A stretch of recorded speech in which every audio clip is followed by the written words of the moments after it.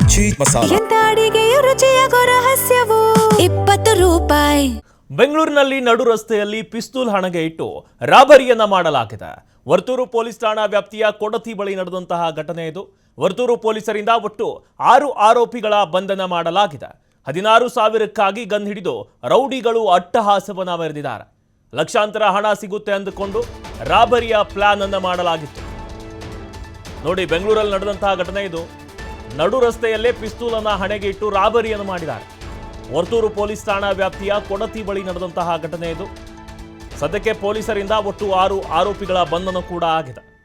ಬರೀ 16,000ಕ್ಕಾಗಿ ಗನ್ನನ್ನು ಹಿಡಿದು ರೌಡಿಗಳು ಅಟ್ಟಹಾಸವನ್ನು ಮೆರೆದಿದ್ದಾರೆ. ಇನ್ನೊವರು ಲಕ್ಷಾಂತರವಾಗಿ ಹಣ ಸಿಗುತ್ತೆ ಅಂತ ಬಂದಿರ್ತಾರೆ. ಬಟ್ ನಿರಾಸೆಯಾಗಿ ಬರೀ 16,000ವನ್ನ ಕಿತ್ಕೊಂಡು ಹೋಗಿರ್ತಾರೆ. ಆದರೆ ಸಿಕ್ಕ ಅಲ್ಪ ಸ್ವಲ್ಪ ಹಣವನ್ನು ಪಡೆದು ನಿರಾಶೆಯಲ್ಲಿ ಪರಾರಿ ಆಗಿದ್ರು. ಇನ್ನು ಮೇನ್ ಆಗಿ ವಾಹನ ಚಾಲಕನಿಂದಲೇ ಈ ಒಂದು ರಾಬರಿಯ ಮಾಸ್ಟರ್ ಪ್ಲಾನ್ ನಡೆದಿತ್ತಂತ. ನಡು ರಸ್ತೆಯಲ್ಲೇ ಪಿಸ್ತೂಲನ್ನು ಹಣೆಗೆ ಇಟ್ಟು ರಾಬರಿಯನ್ನು ಮಾಡಿರೋದು. ಇನ್ನೊಂದು ಕಡೆ ಚಾಲಕನೇ ಇದಕ್ಕೆ ಮಾಸ್ಟರ್ ಪ್ಲ್ಯಾನನ್ನು ಮಾಡಿರ್ತಾರಂತೆ. ನಾವು ಈ ರೀತಿ ಬರ್ತೀವಿ, ಇನ್ನಿಬ್ಬರ ಹತ್ರ ಕ್ಯಾಶ್ ಇರುತ್ತೆ, ಡೈಲಿ ಲಕ್ಷಾಂತರ ಗಟ್ಟಲೆ ಕ್ಯಾಶ್ ಒಂದು ಆಗಿರುತ್ತಂತೆ. ಬಟ್ ಅವತ್ತು ಬರೀ 16,000 ರೂಪಾಯಿ ಅಷ್ಟೇ ಅವ್ರ ಹತ್ರ ಇರುತ್ತಂತೆ. 16,000 ರೂಪಾಯಿಗೋಸ್ಕರ ಹಣೆಗೆ ಪಿಸ್ತೂಲನ್ನು ಇಟ್ಟು ರಾಬರಿಯನ್ನು ಮಾಡಿರೋದು.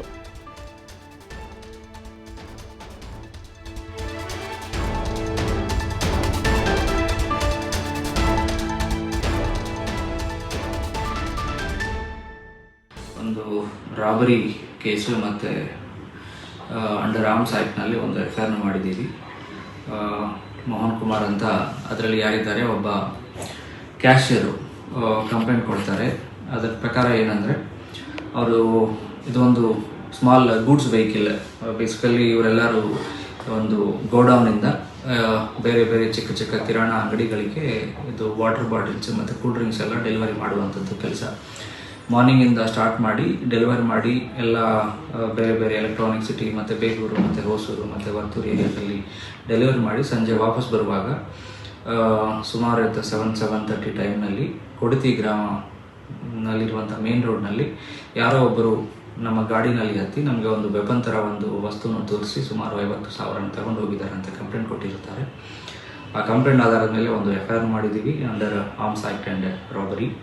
And investigation Varthur police station ಇನ್ಸ್ಪೆಕ್ಟರ್ನು ಇಮಿಡಿಯೇಟ್ಲಿ ಸ್ಪಾಟ್ಗೆ ಹೋಗಿ ಮತ್ತು ಸುಮಾರು ಟೀಮ್ಗಳನ್ನು ನಾವು ಡಿಪ್ಲಾಯ್ ಮಾಡಿ ಒಂದು ಸುಮಾರು 6 ಟೀಮ್ಸ್ ಇದರಲ್ಲಿ ಕೆಲಸ ಮಾಡಿದ್ದೇವೆ. ಡಿಫ್ರೆಂಟ್ ಡೈರೆಕ್ಷನ್ಸ್ನಲ್ಲಿ ಮಾಡಿ ವಿತಿನ್ ನೋ ಟೈಮ್ನಲ್ಲಿ ನೆಕ್ಸ್ಟು 2 ಡೇಸ್ನಲ್ಲಿ ನಾವು ಇವರು ಯಾರು, ಎಲ್ಲಿಂದ ಬಂದಿದ್ದಾರೆ, ಯಾವ ರೀತಿಯಲ್ಲಿ ಅವ್ರನ್ನ ಫಾಲೋ ಮಾಡಿದ್ದಾರೆ, ಯಾವ ರೀತಿಯಲ್ಲಿ ಕ್ರೈಮ್ ಅವರು ಪ್ಲಾನ್ ಮಾಡಿದ್ದಾರೆ, ವ್ಯವಹಾರ ಬಗ್ಗೆ ಪ್ರೈಮ್ ಆಫೀಸ್ ಇನ್ವೆಸ್ಟಿಗೇಷನ್ ಮಾಡಿದ್ದಾರೆ. ಈಗಾಗಲೇ ಈ ಕೇಸ್ನಲ್ಲಿ ಒಂದು ಇದ್ರ ಬಗ್ಗೆ ಹೆಚ್ಚಿನ ಮಾಹಿತಿಯನ್ನು ನೀಡ್ತಾರೆ ನಮ್ಮ ಪ್ರತಿನಿಧಿ ಸಂತೋಷ್ ಪಟೇಲ್. ದೂರವಾಣಿ ಸಂಪರ್ಕಕ್ಕೆ ಜಾಯ್ನ್ ಆಗ್ತಿದ್ದಾರೆ.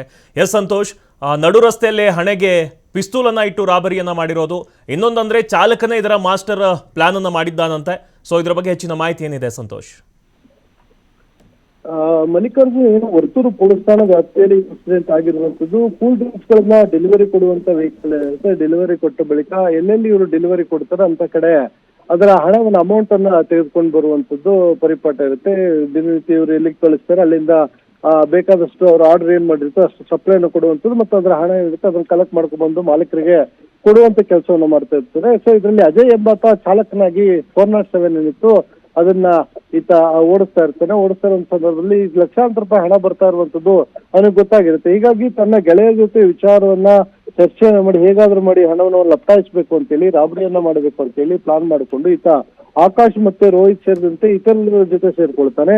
ಅವ್ರ ಜೊತೆ ಸೇರ್ಕೊಂಡು ಇದನ್ನ ಹೇಗಾದ್ರೂ ಸರಿ ನಾವು ಹಣವನ್ನು ನೋಡ್ಲಿಕ್ಕೆ ಏನ್ ಬೇಕು ಅನ್ನೋ ಪ್ಲಾನ್ ಅನ್ನ ಮಾಡಿದ ಸಂದರ್ಭದಲ್ಲಿ ಅಜಯ್ ಕುಮಾರ್, ಆಕಾಶ್ ಕುಮಾರ್, ಮಾರುತಿ, ರೋಹಿತ್ ಇಷ್ಟು ಜನ ಸೇರ್ಕೊಂಡು ಈ ರಾಬರಿಯನ್ನ ಮಾಡಕ್ಕೆ ಪ್ಲಾನ್ ಮಾಡಿ ಒಂದು ಕಂಟ್ರಿ ಗನ್ ಏನಿದೆ ಇದನ್ನ ರೋಹಿತ್ ಎಂಬಾತ ಗನ್ ಸಪ್ಲೈನ ಮಾಡ್ತಾ ಇರ್ತಾನೆ. ಇವನ ಮುಖಾಂತರ ಉತ್ತರ ಭಾರತದ ಕಡೆಯಿಂದ ತರಿಸ್ಕೊಳ್ಳಲಾಗಿರುತ್ತೆ. ಆದ್ರೆ ಅಜಯ್ ಈತನಿಗೆ ಚಾಕು ತೆಗೆದುಕೊಂಡ್ಬಂದು ಎದುರಿಸಿದ್ರೆ ಸಾಕು, ಇದಂತ ಅಷ್ಟು ಹಣವನ್ನ ಕೊಟ್ಟು ಬಿಡ್ತಾರೆ ಅಂತ ಹೇಳಿ ಮೊದಲನೇ ಪ್ಲಾನ್ ಅನ್ನ ಮಾಡಲಾಗಿರುತ್ತೆ. ಆದ್ರೆ ಈತ ಪಿಸ್ತೂಲ್ ಅನ್ನ ಕಂಟ್ರಿ ಮೇಡ್ ಪಿಸ್ತೂಲ್ ಅನ್ನು ತಂದು ಅಡ್ಡಗಟ್ಟಿ ಹಣವನ್ನ ಡಿಮ್ಯಾಂಡ್ ಮಾಡುವಂತ ಸಂದರ್ಭದಲ್ಲಿ ಎಷ್ಟೇ ಪರಿಶೀಲನೆ ಮಾಡಿ ಅಂದ್ರೆ ಚೆಕ್ ಮಾಡಿದ್ರು ಇದ್ದಿದ್ದು ಕೇವಲ 16,000 ರೂಪಾಯಿ ಹಣ ಮಾತ್ರ ಆಗುತ್ತೆ. ಯಾಕಂದ್ರೆ ಜಾಸ್ತಿ ಹಣವನ್ನು ಇವರು ಇನ್ನೂ ಕಲೆಕ್ಟ್ ಮಾಡಿ ತೆಗೆದುಕೊಂಡು ಬಂದಿರ್ಲಿಲ್ಲ. ಆದ್ರೆ ಚಾಲಕ ಅನ್ಕೊಂಡೋದಕ್ಕೂ ಇಲ್ಲಿ ಸಿಕ್ಕಿದ ಹಣಕ್ಕೂ ಸಾಕಷ್ಟು ಡಿಫ್ರೆನ್ಸ್ ಇತ್ತು.